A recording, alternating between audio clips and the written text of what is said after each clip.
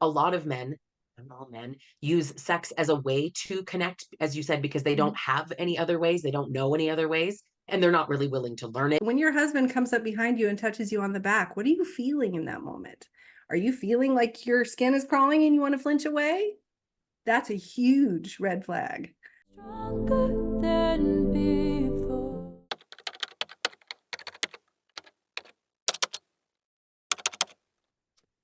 So several years ago, I was just scrolling through TikTok thinking that I had been abused in every way except sexual. And then I found you. And it was such an impactful video. And even though I don't remember the specifics of the video, I realized that what you were describing was what I had experienced. So it was mildly traumatic, something that I definitely brought to my therapist. But I think that it's really underestimated that this topic of marital coercion and sexual coercion is abuse. And it's not obviously something that only narcissists do. I know that it's sort of a hot topic on your page of like, have you experienced narcissistic abuse? Or I don't think any of these labels really matter.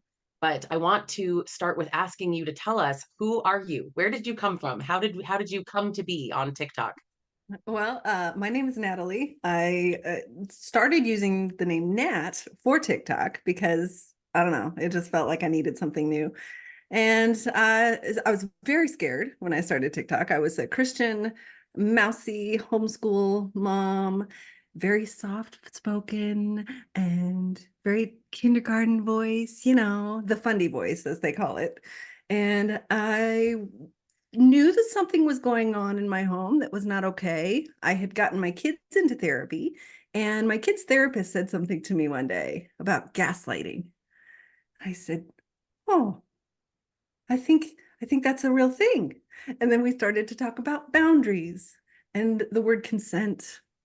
And so I was having this weird sort of education on normal life things that people should know, but I didn't. And so when I got to TikTok, my husband had just moved out and I was really scared about what was coming next. And at that time, I thought it was just going to be, I said it was a cheesy video diary and probably nobody will see it. But that's what I needed, was to just say some things and hopefully somebody out there would benefit from it. Hmm. Little did you know that hundreds of thousands of people would benefit I had from it, no idea. And if I including had me. known, I wouldn't have done it. Well, I'm glad you didn't know. Me too. I'm glad you didn't know. You come up, and even when as a coach, I talk to people and they're like, there's this woman. And sometimes they don't remember your name or even your screen name, Uh-huh. or sometimes they do, but they're like, there's this woman. And and I'm like, you're talking about Nat. I know who you're talking about. Did the same thing to me. I felt attacked in a good way Yeah. and a bad way, right? But it learning what you experienced and kind of watching you come to terms with what you have experienced, it was eye-opening for me and again for others. So I get this comment myself and I want to give it back to you. It's just like, thank you for being so Mhm. vulnerable and sharing what you went through, because it's changed so many lives and it has pissed off so many men. It's Yeah. wild. Your comment sections are more wild than my own. But let me kind of go back a bit to the beginning of when I first saw you and when you first started. Tell me what made you in your marriage start to realize like this isn't okay. Um, I had been told it was okay. That was what was so crazy. It was really when it started happening to my kids. It wasn't sexual, obviously, but it was dad needs a hug. You can't tell him no. Dad needs validation. You have to make him feel better. And then at a certain point, I didn't quite put the pieces together, but I remember feeling like I need the kids to be good to dad so that dad is good to me. And Mhm. that felt incredibly wrong. I didn't want to put that on my kids. So that's when I got them into therapy because they were struggling with a lot of things. And for a long time, I just thought it was normal teenage stuff between teenager and their dad, right? I didn't really see it in me until they started to talk about it. And I said, wait, that happens with me too. Is that not okay? When you've been told that it is okay Yeah. and normal and that I it's your duty. At that time and throughout most of my marriage, I believed I was a narcissistic abuser because I was selfish and I was withholding myself from my husband. And that's a thing that narcissists do. Yeah. Now, I know there's sort of two sides to the abuse. I think the word withholding is such an interesting word. I've really Mhm. grown to hate that word. I think Mhm. that the root of what makes me hate that word is actually very connected to you. Um, I know I was told that. I was told that I was withholding and I felt bad. And something interesting about you and I is you were a Christian. I was not ever. Mhm. And I actually it made me that is what made me realize the connection to the patriarchy because that we both live in. And I felt that same obligation and sense of duty. And I was told like, you know, you and I, like this is it. This is us. We are supposed to share this with each other. You, as my partner, this is your duty.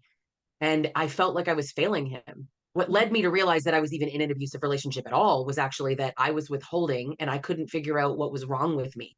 I was trying everything to figure out what's wrong with me and my body that I don't want him more. And he would say, other women want their partners. Why Mhm. don't you? Something's wrong with you.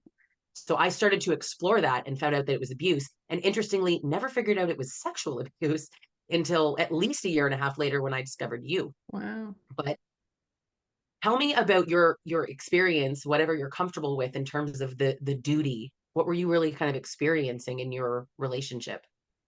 It was just like you. Like, it didn't really feel like duty. It felt like, I mean, it was a duty and an obligation. There was expectation. It was all of that. But it felt more like, I want to be a good Christian. I want to be a good wife. I don't want my husband to not like me. I want to be good to him. I want him to feel loved. And I am just a loving soul. I've discovered through healing that I just want to give. I'm a giver. And so, yeah, I was really disappointed in myself and depressed because I couldn't give him this thing. And so I started to fake it.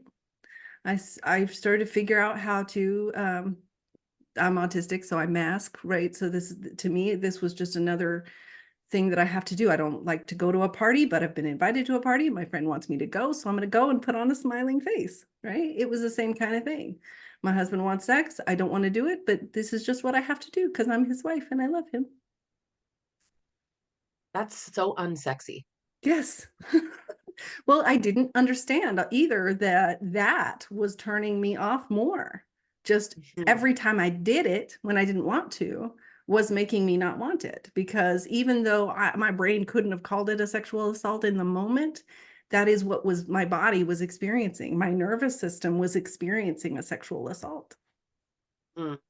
It was my therapist that first said that to me, that your body is processing this like a sexual assault. Mhm. And I was shocked. It was couples counseling. So I was like, and I looked at him and he's like, oh my, he hated her from that moment on. Yeah. But that's what started to make me understand that not that it, frankly, strangely, not that it was sexual abuse, but that the whole thing was abuse.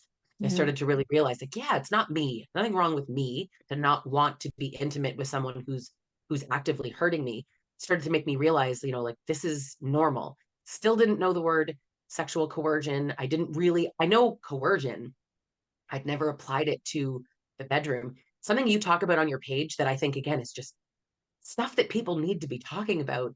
You talk a lot about faking it, and people assume you're talking about the O, and Mhm. that's a topic. Certainly, you're faking the O, and you had to fake it because you needed to perform because it needed to be performatively consensual. It needed to be like we're Mhm. both into this. And mine used to say, "I don't want to feel like an R wordist. Mhm. I Oh yeah. don't want to feel like that," and would kind of even joke like, "You want a R word?" Mm. As a joke because it was the funny thing was that I didn't want to and he knew it. Isn't that so funny? So it's so weird that even in hindsight it was like right there in front of me. But you talk about faking the whole thing, like Mhm.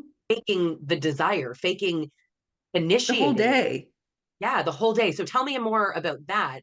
I want to hear about that so people can even recognize like, are you Yeah. doing this too? So what Well, was and your I think experience? that's why my content seems to hit in a different way because my experience wasn't abusive in any other way, really. It was only this way. And he was kind of a decent guy most of the time. So this was, it would start in the morning, you know, like I can feel his energy. He's getting up for work and he's gone. And then I'm like, I can breathe. But then it starts to get late afternoon and I know he's going to be coming home and I'm not ready. I got to do something. So I'd make sure I always had candles and I had a Spotify playlist just for this. And I would be listening to music. And if I found one that was kind of sexy, I would put it on that playlist. And so I had this ritual of things that I did to sort of get myself in the mood. Right. And I get the comments from people, or they say it's different in marriage. You can't be raped in marriage. This is how it is. And, you know, I've got a video out right now that's really viral where I was walking through this whole experience. I'm walking around my kitchen and on the screen, it's describing the experience of, you know, I am telling the kids to give dad a hug and a kiss so that he won't feel rejected and he won't be angry with me. I'm doing the candles and the music. I'm giving myself a pep talk and hoping it'll get myself in the mood. I know it won't, but I'm still going to do it anyway because I have to. And it's amazing the comments from the men who call me a manipulative liar for faking it. And they have no idea. And I go and I tell them, do you want your wife to just tell you no then? Do you want her to just be honest and straightforward with you and tell you she doesn't want to do it? And they were like, They'll say well, yes, yeah, but they but don't. not too much, right? Yeah. Yeah. You can, that's the you can say no, man, but not too much. You Yeah, can say no, but not for 2 straight weeks, not for 2 straight days. You can yeah, say no, but not if it's just a headache, yeah. only if it meets some mythical criteria. So you don't Uh-huh. actually have freedom. The one thing I've always found so strange, and it's not really a question to you, unless you feel free to if you have an answer, but like, who are these men that want to sleep with you when you don't want to? I feel like Mm-hmm. there's a word for that. Mm-hmm. Yeah, and those are the worst of the worst. They will never see it. They'll never get help. My ex was not like that. He would have been horrified to know that I was going through with it when I didn't want to, but then he would also fight back against that. There was one night, and I talk about this in videos sometimes, there was one night afterward where I told him it felt like rape. And he said, "Ah, well, how do you think that makes me feel?" Right? Which Not, is why oh people ask you if no. he's a narcissist. And I know you've Yes. never labeled him as such, but Yeah. people ask you But that because it's like, how can you hear that and immediately center yourself? yeah. And so, and then there's another thing he said, I don't know if it was the same night, but there's another thing he said once. I always let you say no. Let you. Mm-hmm. So Heard it's that. key words like that that I wouldn't have picked up on. And a lot of women don't because they'll even tell me, well, he lets me say no all the time. I don't understand. And I'm like, what do you mean he lets you? What? Yeah. So, Like you need to kind of just sit with that for just a yeah. moment, sweetheart, and think Yeah. about that. I think what's so funny, and I mean, luckily, maybe we're just old-time content creators and we can take this kind of constant feedback, let's say, from Mm-hmm. men, but you know that the comment sections of all of your videos, I know that the comment section of this video will be mixed with women being like, oh, thank you so much for talking about this. And men being like, what's these two 40-something-year-old bitter, washed up Man heads haters. that don't even man hating feminist, Yeah. good luck dying alone with your boxed wine and your cats. And I just, I find it funny at this point because Yeah. when you really realize that men who are married are happier and women who are single are happier, and that truly it is men that are just dying alone, like that is Mm-hmm. just fact, an indisputable fact. It's almost like you want to pat them on the head, like, sweetie, just wait until you're older and you realize that Yeah. no one's around you and you're alone, and women are quite content with wine Yeah. and cats. Or, I mean, I don't even like cats and I'm not even alone. I'm just with a man who prefers that I want to sleep with him. Yeah. Like I'm just with a decent human being. Yeah. It's just simple. You said something in a video that was so impactful, I almost cried. Mm. And you were talking about someone that you had dated. And when that ended, it wasn't like, oh, what's wrong with me? You were like, oh, poor him that he's not ready to f me. Yeah. I'm so great. Like you feel bad. And I Yeah. believe you. And I was like, man, I was never of that mindset. But when you said it, I was like, me too. Yeah. I feel that way. Like I feel bad for people that look at me and think, oh, she's just bitter and angry. I'm none of those things. I'm fabulous. I just don't like to Yeah. be assaulted in the bedroom. Yeah. That's all. It's not weird. You're weird for thinking that I should want that. Uh-huh. It's bizarre, but you see it constantly Yeah. in our comment sections. I don't know if we'll ever stop. I'm fully prepared for the comments, but call us what you want. We're just two happy women, wine or not. Hmm. Um, so when you were in your situation, I want to talk a little bit about cognitive dissonance, because we see Hmm. this as, the abuser is good and bad, or we love them, but we can't reconcile how someone who loves us can also hurt us. What did you find that you were telling yourself to make it make sense at the time? Um, it was a lot of religious stuff. It was a lot of the he can't help himself. This is how men are. Um, I really believed that this was normal and that there was nothing else, that this is who men were. And my problem, I had a sex problem. My problem was that I needed to get right in myself to figure out what my problem was with sex, because and what took me a while to unpack is that I thought sex was something that was contained within me, my desire for it, my want to do it or my want not to do it was all just in here and not affected by external factors, or shouldn't be. That the way my husband treats me shouldn't have anything to do with my libido, because it's mine and I have total control over it. So if I don't have desire for my husband, that's my fault, right? And that is the message these men spread in my comments, even some of the women. I get women, I get the misogynistic women who are like, you need to love your husband. And then I get the victims who are like, I need to love my husband. And I need to tell this woman that she needs to love her husband too, because that makes me feel better. So, yeah, it was a lot of like, I don't love my husband if I don't have sex with him. And it's all within my control, no matter what he does. Yeah. Talk about a revelation that that's not true. Yeah. And I Well, think, once I could shift that to him and say, no, I had no reason to be attracted to him. exactly. You had no reason to be, based on the way you're treated. I think it's, you get into this sort of myth that like women need emotional connection and men do Yeah. not. And I always kind of, not all men, right? You always want to Uh-huh. like chirp that back. You guys love to just throw that in all over the Yeah. place. Let me do that too, right? You think all men only want, not all men. Uh-huh. Um, but it is, I mean, yes, it is also in the reverse. Yes, there are women who coerce their husbands. That's not what I talk about on my page. I primarily focus on the abuse of women by men.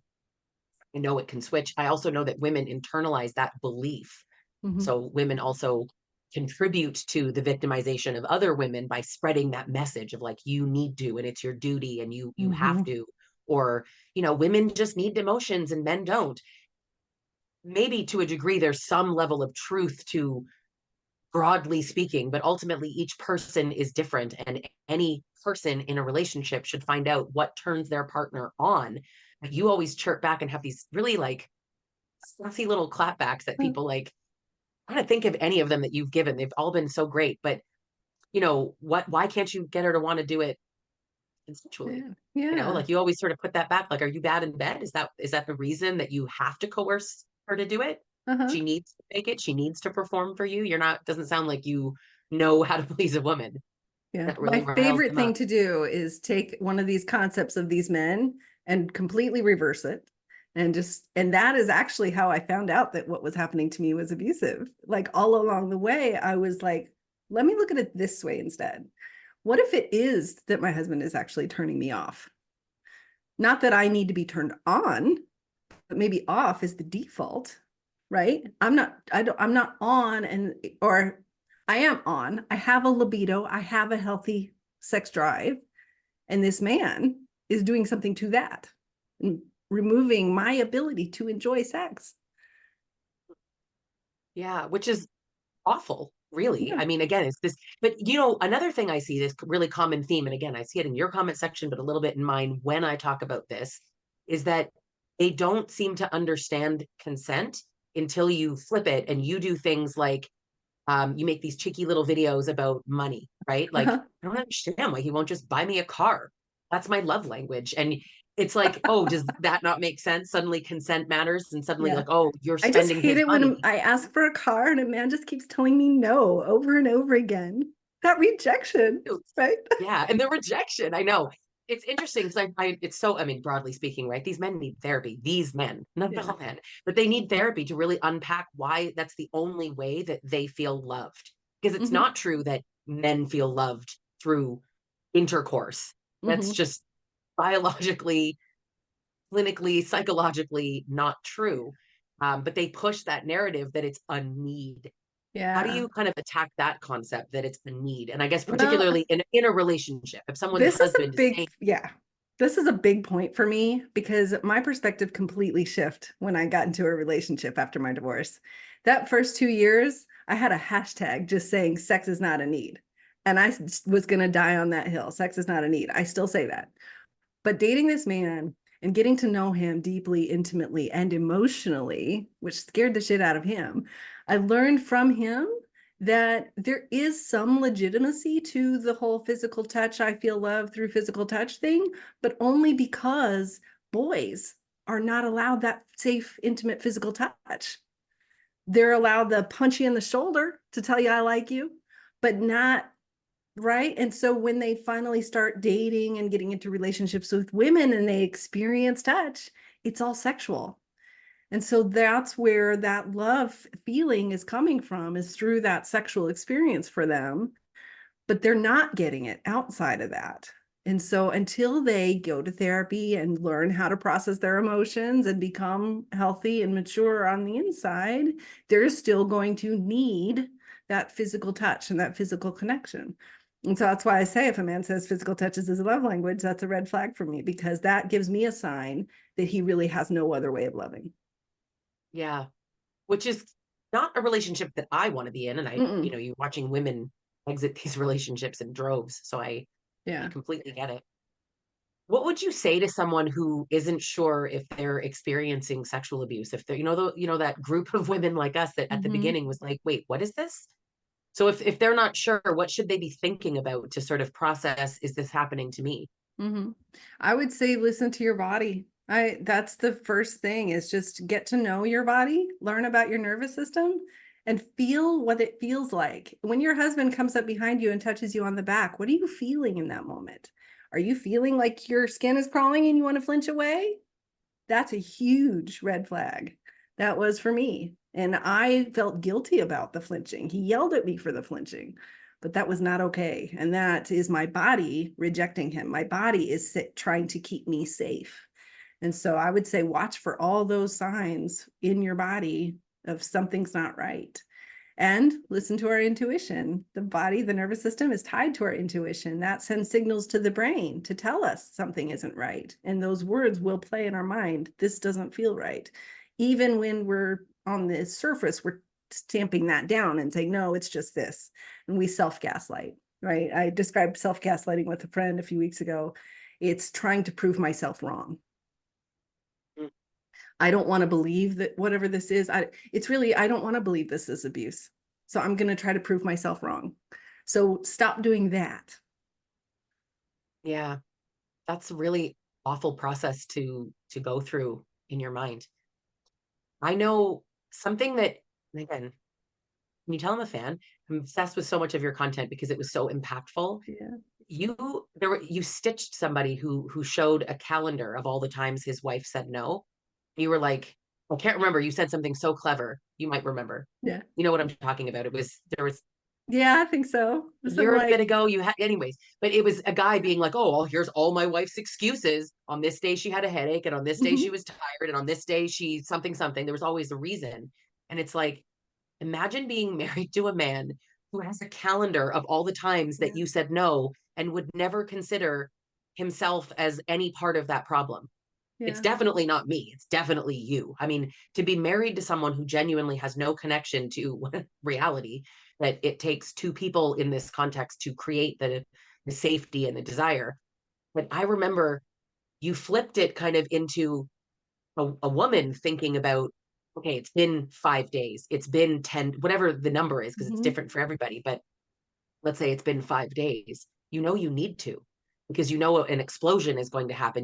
There's going to be some emotional outburst. So to avoid it, you prep and you put on mhm, your playlists and your candles and you get yourself in the mood. And like I tried watching certain things in an attempt to like, is this what can turn me on? Like, what is wrong with me? I was constantly seeking these ways, but I definitely remember feeling like it's been too long, something Mhm. bad's going to happen.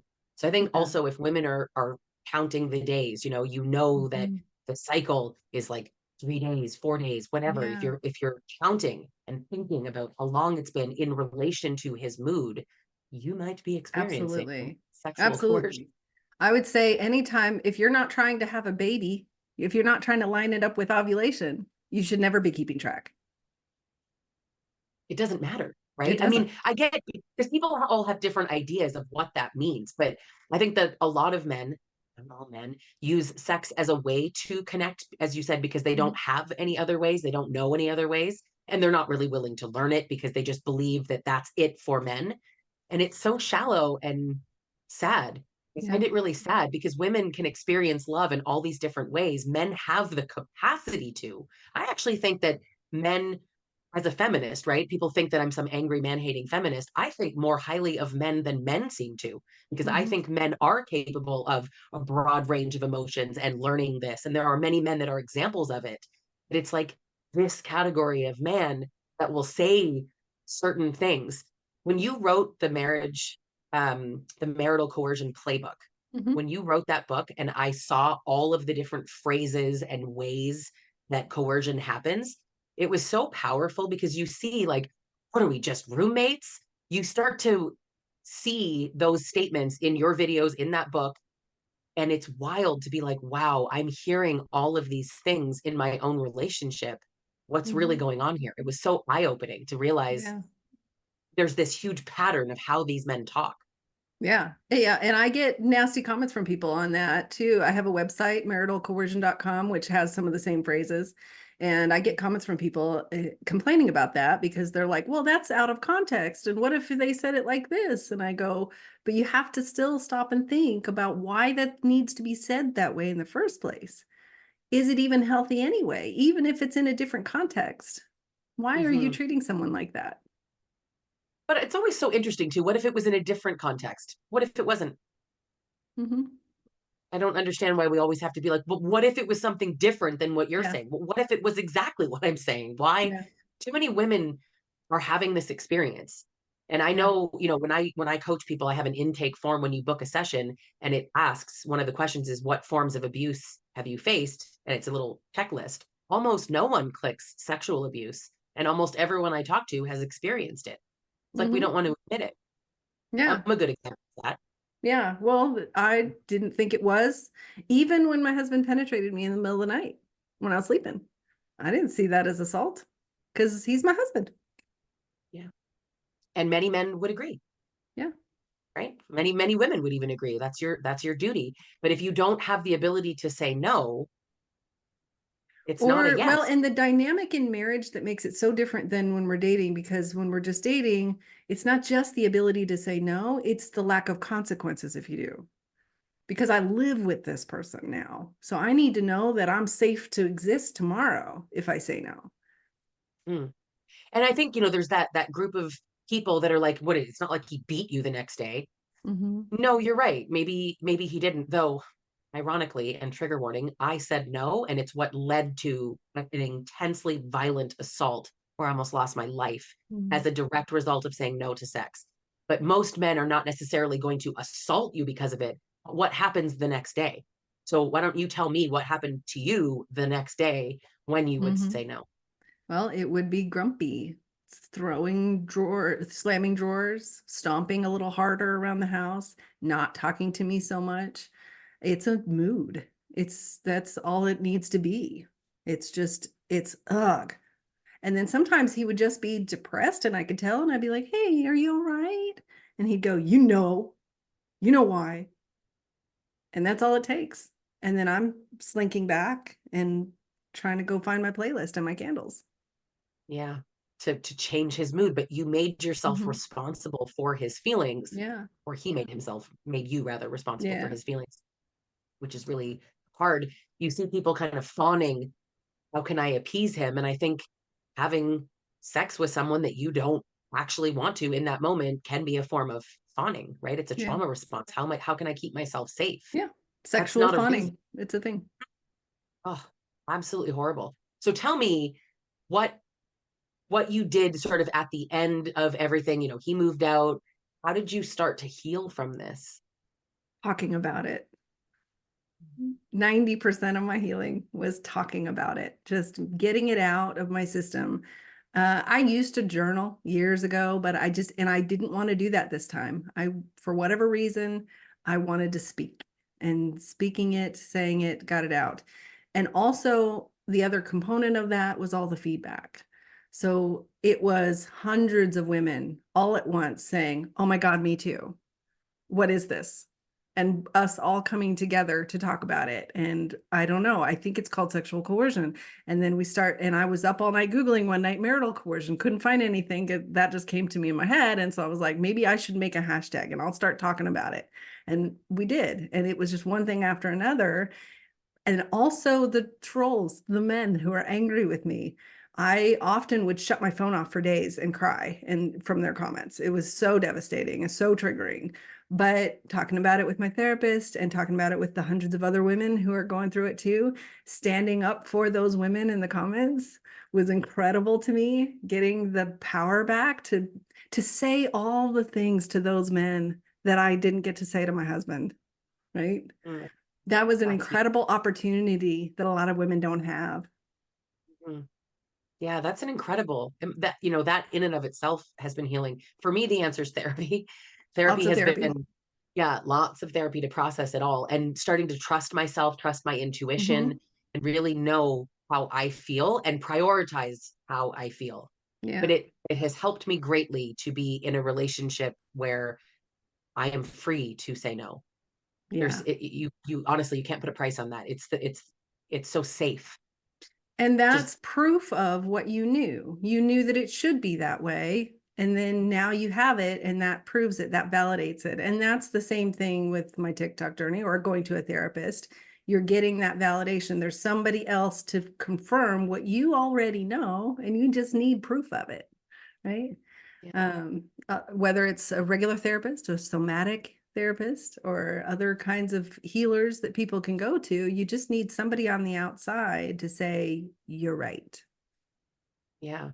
People really underestimate how validation can be so healing, to realize that other people feel it too, that you're not crazy, that there's nothing wrong with you for not wanting to be intimate with a person, to let a person inside of your body who is harming you emotionally and making you feel uncomfortable or unsafe.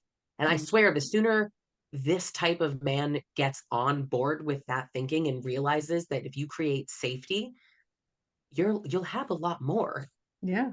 you know, and better sex too, I Yeah. would imagine. Yeah. Um, which we talked about. We hosted a webinar, "Isn't Sex My Right? Why Sexual Uh-huh. Coercion is Abuse." And it was unbelievably powerful. I'll link it in the caption so everybody can check that out as well. But also to check out your socials, your website. Tell us where people can find you. Okay. Well, my account was banned recently this year. So my main account right now is Always Mending on TikTok. Backup is always dot mending. That's the same on Instagram. Alwaysmending.com is my website. And I have a few books in process. You can look at those there. Yeah, and a lot of amazing conversations happening on your socials and on your website and your Mhm. Patreon and all that. So I know people get a lot out of that. So I hope people can find you and seek out your content and get some healing as well. But thank you so much for being here with me, and I really Thank you for appreciate having it. me. Thank you. Nat is absolutely amazing. So please follow her on all of her socials. And as we mentioned in the interview, she and I did psychologist, there was a sex therapist. It was an amazing lineup in that panel, including a pastor, and in relation to the concept of marriage and obligation and duty, consent. It was an absolutely incredible piece of information, and I would love for everyone to see that.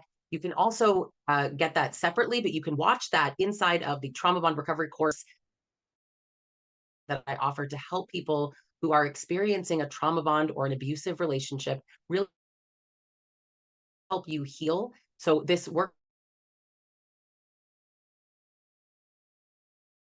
course. Stronger than before.